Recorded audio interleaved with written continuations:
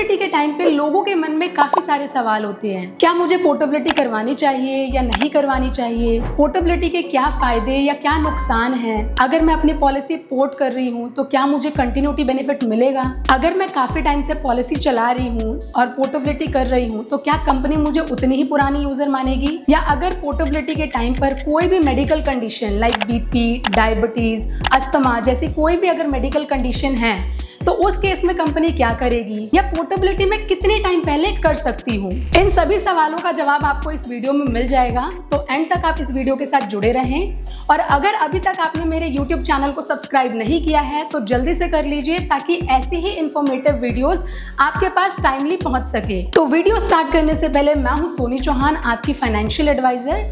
Policy hub में आपका स्वागत है। आज के टाइम में सारी कंपनियां पोर्टेबिलिटी अलाउ करती है। 80% लोग अपनी पॉलिसी पोर्ट इसलिए कराते हैं क्योंकि कंपनी प्रीमियम रिवाइज कर देती है, या कंपनी ने क्लेम रिजेक्ट कर दिया, या कंपनी ने पूरा क्लेम नहीं दिया। और कुछ लोग सर्विसेज की वजह से अपनी पॉलिसी पोर्ट करा लेते हैं। पॉलिसी पोर्ट करते टाइम हमें फीचर्स को जरूर कंपेयर करना चाहिए, और हमें ये भी देखना चाहिए कि क्या जो मैं पॉलिसी ले रही हूँ उसके अंदर कोई सप्लीमेंट है या नहीं है, कोई कोपेमेंट है या नहीं है, और कंपनी के सारे terms and conditions proper read out करना चाहिए। अगर आप एक हेल्थ इंश्योरेंस पॉलिसी यूज कर रहे हैं और वो 3 साल या 3 साल से ज्यादा पुरानी है, और आप अगर पोर्टेबिलिटी का सोच रहे हैं, तो कंपनी आपका कोई भी वेटिंग पीरियड नहीं लगाती, यानी आपको कंटिन्यूटी बेनिफिट आपकी पॉलिसी में मिलेगा। As per IRDA norm, policy के ड्यू डेट से पहले आप विद इन 60 डेज में अपनी पॉलिसी को पोर्ट कर सकते हैं। आज के टाइम में कुछ कंपनियां ऐसी भी हैं जो सेम डे में पोर्टेबिलिटी अलाउ करती है, और कुछ कंपनियां ऐसी भी हैं जो ग्रेस पीरियड में भी पॉलिसी पोर्ट करती हैं। पॉलिसी पोर्टेबिलिटी के टाइम पर अगर किसी पर्सन को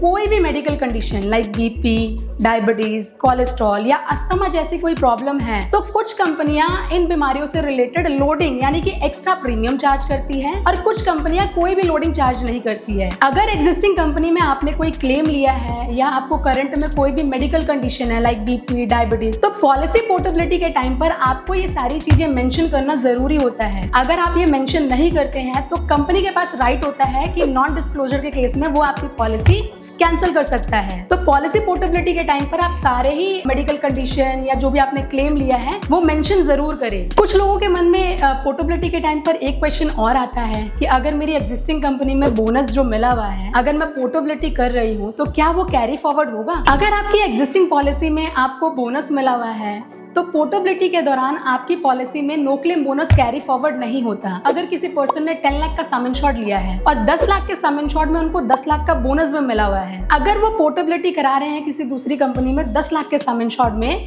तो कंपनी सिर्फ 10 लाख की कंटिन्यूटी डे 1 से देगी, बोनस आपका कैरी फॉरवर्ड नहीं होगा। वहीं अगर हम एक एग्जांपल ले कि 10 लाख की पॉलिसी है, मेरी पॉलिसी में 10 लाख का बोनस भी है, बट मैं पोर्टेबिलिटी करते टाइम पर अपने सम इंश्योर्ड को इनहैंस कर देती हूँ, यानी 20 लाख के सम इंश्योर्ड में पोर्ट कर रही हूँ, तो कंपनी मुझे 20 लाख का कवरेज डे 1 से देगी। यानी कि यहाँ पर आपका बोनस कैरी फॉरवर्ड तो नहीं हो रहा है, बट उसकी कंटिन्यूटी आपको यहाँ पर मिलेगी। लेट्स सपोज आपके पास एक 10 लाख का सम इंश्योर्ड है और आप किसी दूसरी कंपनी में पोर्ट कर रहे हैं अपनी पॉलिसी को, और वो 20 लाख के सम इंश्योर्ड में पोर्ट कर रहे हैं, तो कंपनी आपका 10 लाख का कंटिन्यूटी डे 1 से दे देगी। जो इंक्रीजिंग सम इंश्योर्ड है 10 लाख का, वो आपका एज अ फ्रेश काउंट होगा, यानी कि वहां पर आपको वेटिंग पीरियड सर्व करना पड़ेगा। 30 days for initial, 2 year for specific disease, 3 year for pre existing disease. आशा है आपको सारे क्वेश्चन का आंसर इस वीडियो में मिल गया होगा। अगर इसके अलावा कोई क्वेश्चन है जो आपके मन में आता है पोर्टेबिलिटी के दौरान, तो आप कमेंट बॉक्स में मैसेज कर सकते हैं, मैं सारे क्वेश्चंस का आंसर दूंगी। आई होप आपको ये वीडियो इन्फॉर्मेटिव लगी होगी।